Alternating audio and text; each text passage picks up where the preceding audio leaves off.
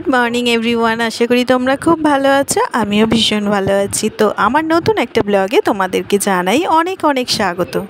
আজ সোমবার সারাটা দিন কী করছি না করছি সবটাই তোমাদের সাথে শেয়ার করতে থাকবো। তো পুরো ভিডিওটা দেখতে থাকো, আশা করি ভালো লাগবে। আর এই তীব্র গরমে সবাই কেমন আছো? আশা করি গরমে সবারই একই রকম কষ্ট হচ্ছে। কবে যে বৃষ্টি হবে কে জানে। এখন সেই চাতক পাখির মতন বসে আছি যে কবে একটু বৃষ্টি হবে। খুবই কষ্ট হচ্ছে, কাজবাজ করতে করতে এক প্রকার হাঁপিয়েই যাচ্ছি বলতে যায়। সে কিছুটা কাজ করছি, এত কষ্ট হচ্ছে গরমের মধ্যে। আবার সেই ফ্যান চালিয়ে রুমে এসে একটু বসছি, আবার গিয়ে কাজ করছি, এই করছি আর কি। আর বন্ধুরা, তোমরা যারা যারা আমার ভিডিও দেখছো তারা কোথা থেকে ভিডিও দেখছো অবশ্যই কমেন্ট করে জানিও। আর তোমাদের ওখানে কেমন গরম পড়েছে সেটাও জানিও একটু কমেন্ট করে। আর দেখো, চলে আসলাম কলপাড়ে। এসে এই যে জামা কাপড়গুলো এখন সার্ফের জলে ভিজিয়ে নিচ্ছি। এগুলো প্রতিকার পরার জামা কাপড়, প্রতিদিন পরার জামা কাপড়ই আর কি। খুব একটা ময়লা হয় না, তবেও হালকা একটু সার্ফ দিয়ে একটু ভিজিয়ে একটু কুচে কুচে সমস্তটা কেচে নিই। একটু পরিষ্কারও থাকে আর মন থেকেও শান্তি পাওয়া যায় না, সমস্ত জিনিসটা একটু কাচাকুচি করে পরিষ্কার করে রেখেছি আর কি। তাই প্রতিদিনই আমি কি করি, জল কাচা আর করি না কোনো দিন, কোনো জামা কাপড়ই প্রতিদিনই সার্ফের জলে ভিজিয়ে তারপরে সমস্তটা কেচে ধুয়ে নিই আর কি। আর এই তীব্র গরমে মনে হচ্ছে কলের কাজ করতেই বেশি ভালো লাগছে। যতক্ষণ জলের কাজবাজ করছি ততক্ষণ যেন শান্তি। আর শীতকালে কিন্তু এর আবার বিপরীত, মনে হয় কখন জলের কাজ করা বন্ধ করব, কতক্ষণে জল ছেড়ে একটু শুকনো জায়গায় যাব।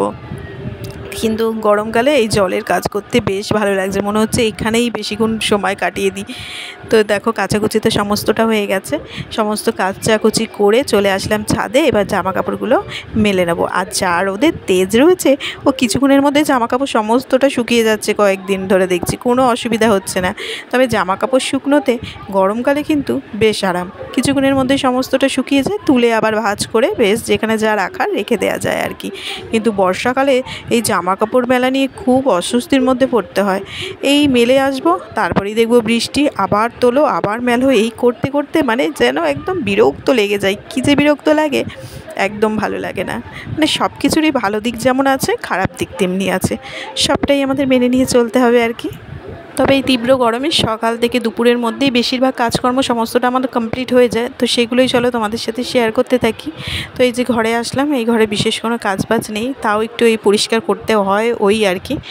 তো জানালাটা খুললে পারে এত ভালো লাগে, এই জানালাটা দিয়ে না ভীষণ সুন্দর হাওয়া আসে। আর জানলাটা না অনেকটা বড়, তো এত সুন্দর হাওয়া আসে, মনে হয় এখানে এই খাটের ওপর বসে থেকে বেশ বাইরের দিকে প্রকৃতিটা দেখতে থাকি।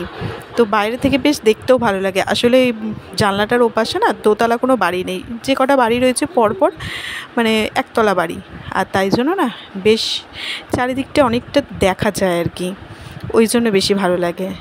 তো সে বসে থাকার উপায় নেই, তবে বৃষ্টি হলে পরে মাঝে মধ্যে জানো তো এসে এখানটা বসে থাকি, বেশ ভালো লাগে। ওই যে বাইরে ঝমঝমিয়ে বৃষ্টি, তার সাথে প্রকৃতিটা যেন একটা নতুন রূপে সেজে ওঠে, তখন বেশি ভালো লাগে যেন আরও। আর বুঝুকে দেখো, কখন থেকে ডাকছি, কিছুতেই ঘুম থেকে উঠছে না। এই গায়ের চাদর টেনে টুনে সরিয়ে দিয়ে তারপরে যে কতবার বলতে হয় ওঠার কথা, কিছুতেই উঠতে চায় না। এই করতে করতে প্রতিটা দিন একইভাবে ওকে ঘুম থেকে ডেকে তুলতে হয়। জেগেই কিন্তু শুয়ে থাকে, তবু উঠতেই চায় না একদম। আসলে কি বলতো, ঘরটা না ঠান্ডা থাকে, যেহেতু রাতে অনেকটা সময় এসিটা চলে আর ঘরটা বেশ ঠান্ডা ঠান্ডা থাকে। আর আলো খুব একটা ঢোকে না, আর দরজা জানলা না খুব একটা খুলি না জানো তো সকালের দিকটা। এখন আগে খুলে দিতাম জানলাগুলো, তবে এখন না খুলি না, কারণ হচ্ছে কি বলতো, এসিটা চলে তো রাতের দিকে। আর না ঘরটা বেশ ঠান্ডা হয়ে থাকে, মেঝে টেঝেগুলো এত ঠান্ডা হয়ে থাকে, কি ভালো লাগে। মনে হয় কি কাজ করতে করতে যখন খুব হাঁপিয়ে উঠি, একটু ঘরে এসে বসলে পরে বেশ শান্তি অনুভব হয়। তাই জন্য দরজা জানলাগুলো খুলি না। আর দরজা জানলাগুলো খুলে দিলে পরে কী হবে, ওই ঠান্ডাটা বেরিয়ে যাবে, সেই জন্য বেশ অনেকটা সময় বন্ধই থাকে। এবার যে মেন দরজাটা যেটা থাকে যাতায়াত করা, সেটা তো খুলতে হয়, তবে জানলাটা খুলি না। একটু বেলা হয় তারপরে জানলাটা খুলি, তখন ঘরটাও ঠান্ডাটা কমে যায় অনেক। অসুবিধা হয় না। এই জন্য পরে মানে ওই জন্য না ওর আরও ঘুম ভাঙতে চায় না, ঘরটা ঠান্ডা হয়ে থাকে, মানে একদম উঠতেই চায় না, মানে জেগে থাকলেও উঠতে চায় না আর কি। ওই আলিস্যি ভাবটা, একটা তন্দ্রা ভাবটা যেটা থাকে সেটা কিছুতেই কাটতে চায় না আর উঠতেও চায় না। তো যাই হোক, এই টেনে টুনে প্রতিদিন ওই একইভাবে তুলতে হয় আর কি। আর তুলে দিয়ে দেখো ঘরটা পরিষ্কার করে নিলাম, বিছানাটা আগে পরিষ্কার করে নিলাম। আর বিছানা পরিষ্কার করা হয়ে গেলে পরে মনে হয় ঘরের অনেকটা কাজ হয়ে গেছে, মানে বিছানা গোছানো হয়ে গেলে পরে মনে হয় ঘর গোছানো বেশ হয়ে গেছে। আর বিছানাটা এলোমেলো হয়ে থাকলে পরে তখন মনে হয় কি পুরো ঘরটাই যেন একদম এলোমেলো হয়ে রয়েছে, একদম দেখতে ভালো লাগে না। তো যাই হোক, দেখো বিছানা গুছিয়ে এখন ঘরটা ঝাঁট দিয়ে নিলে পরে মোটামুটি ঘরের কাজবাজ কমপ্লিট হবে। তারপরে রান্নাঘরে ঢুকতে হবে আবার।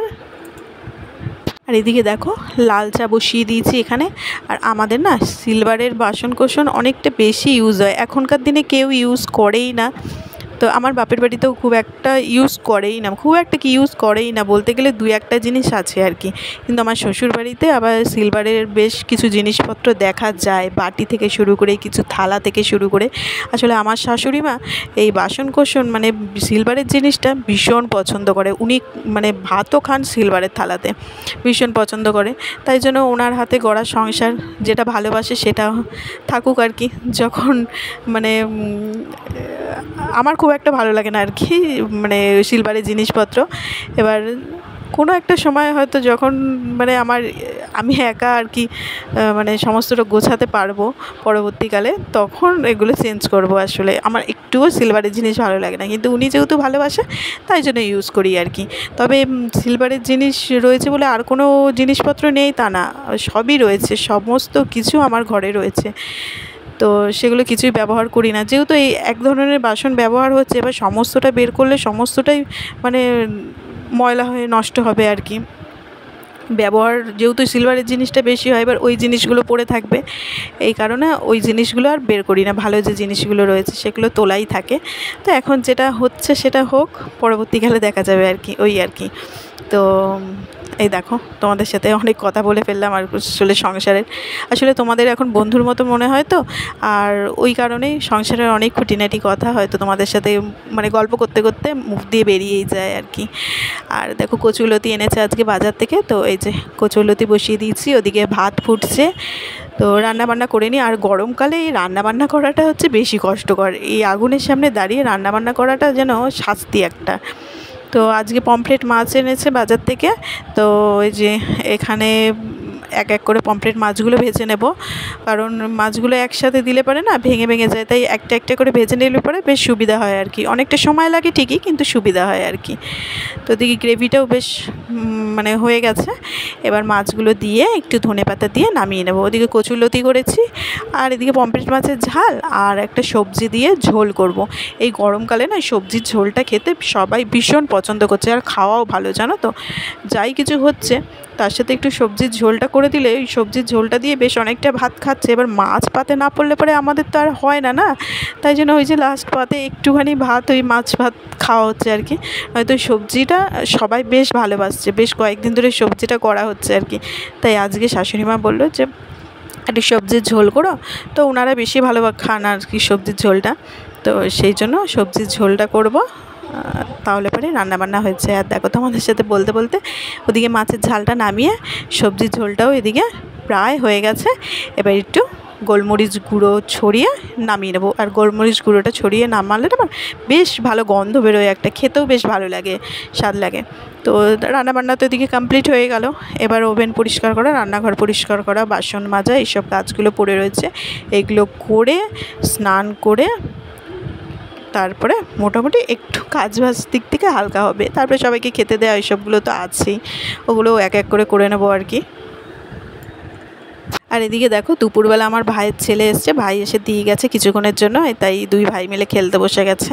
তো চলো আজকের মতন ভিডিওটা এখানেই শেষ করছি। যদি ভালো লেগে থাকে অবশ্যই লাইক, শেয়ার অ্যান্ড সাবস্ক্রাইব করে দিও। আর ভিডিওটা কেমন লাগলো অবশ্যই একটা কমেন্ট করে দিও। তোমাদের কমেন্ট পড়তে আমার ভীষণ ভীষণ ভীষণ ভালো লাগে। আবারও ফিরে আসছি নতুন কোনো ব্লগের সঙ্গে, ততক্ষণের জন্য টাটা, বাই বাই।